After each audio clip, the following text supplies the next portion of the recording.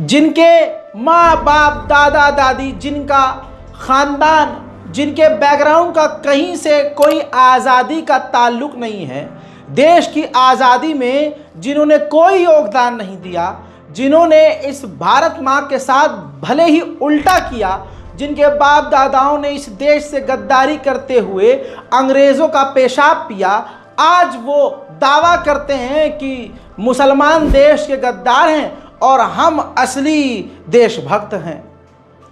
लेकिन मेरे दोस्तों, सच्चाई ये है कि भारत की आज़ादी की बुनियाद हिंदू समाज ने नहीं रखी थी, बल्कि मुस्लिम समाज ने रखी थी। क्योंकि मुग़ल शासन था और अंग्रेज़ों का ये खुद मानना था कि हमारी ताकत को, हमारी सरकार को मुसलमान इसलिए गिराना चाहते हैं ताकि मुग़ल शासन मजबूत हो सके।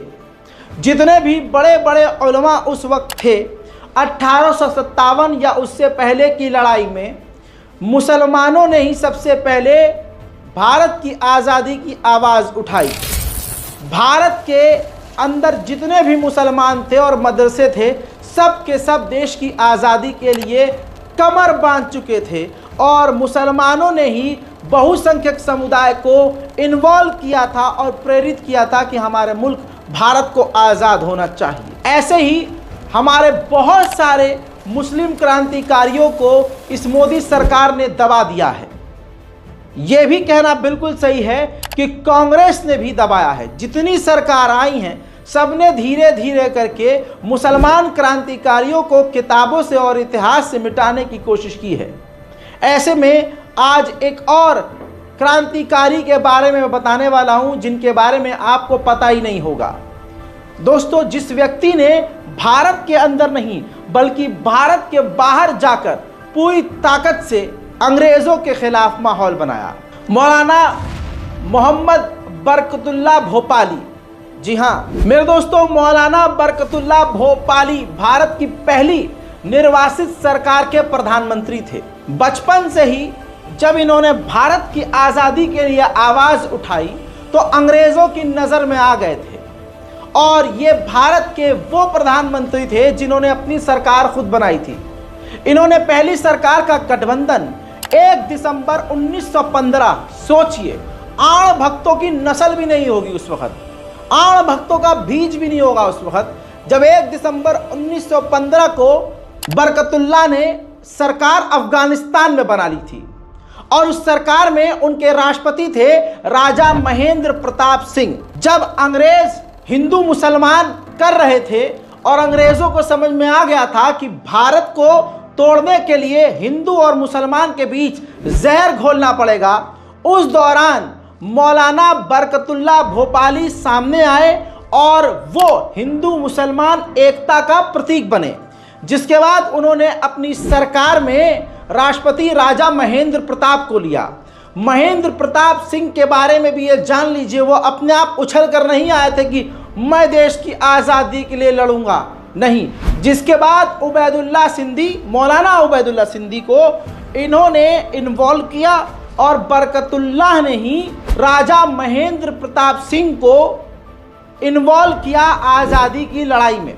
वही उबैदुल्ला सिंधी इस सरकार में गृह मंत्री थे। इनकी दोस्ती हिंदू मुस्लिम एकता की प्रतीक रही और मिसाल रही।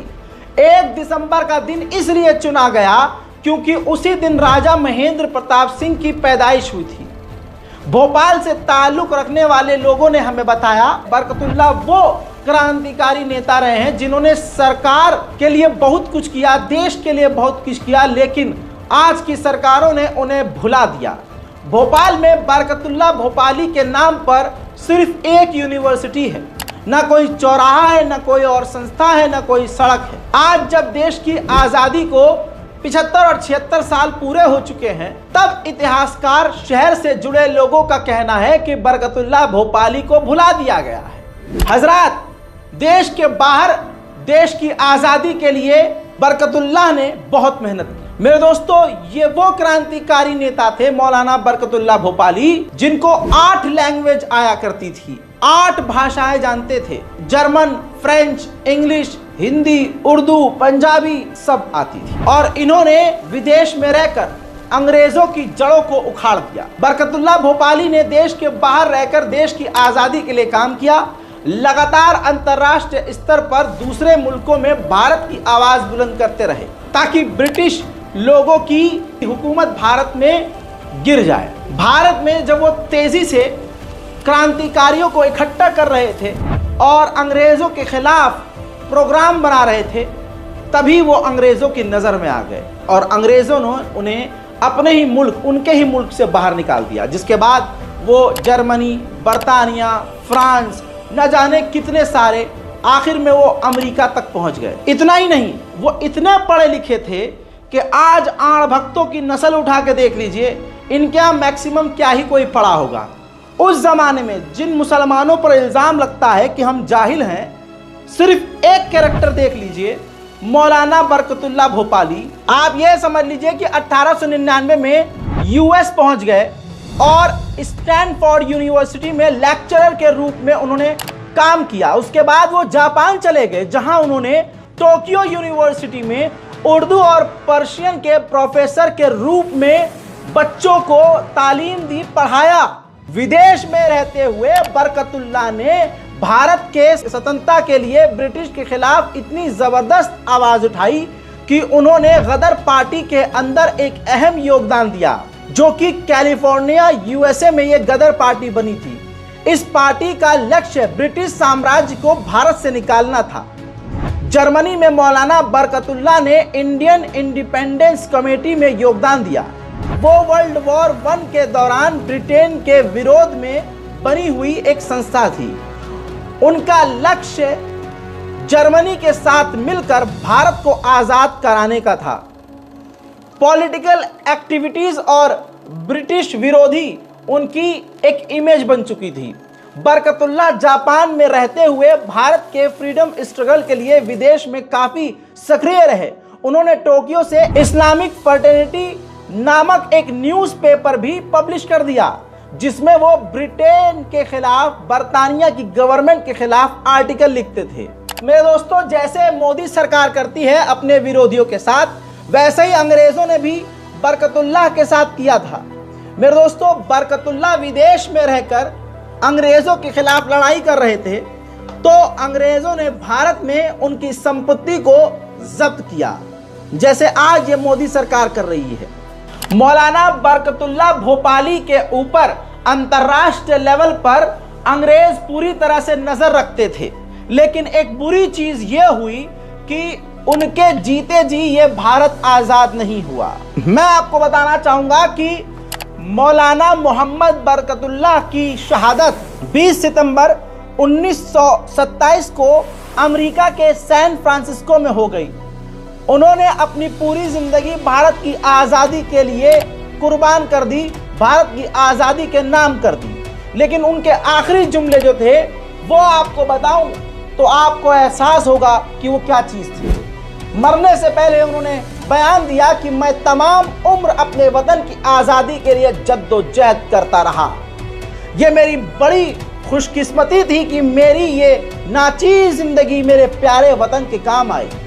आज इस ज़िंदगी से रुखसत होते हुए जहां मुझे इस बात का अफसोस है कि मेरी ज़िंदगी में मेरी कोशिशें कामयाब ना हो सकी, वहीं मुझे इस बात का इत्मीनान है कि मेरे मुल्क को आज़ाद करने के लिए और करवाने के लिए लाखों आदमी अब आगे आ चुके हैं, जो सच्चे हैं, बहादुर हैं, जाबाज हैं। मैं इत्मीनान से अपने प्यारे वतन की किस्मत उनके हाथों में सौंप कर जा रहा हूँ।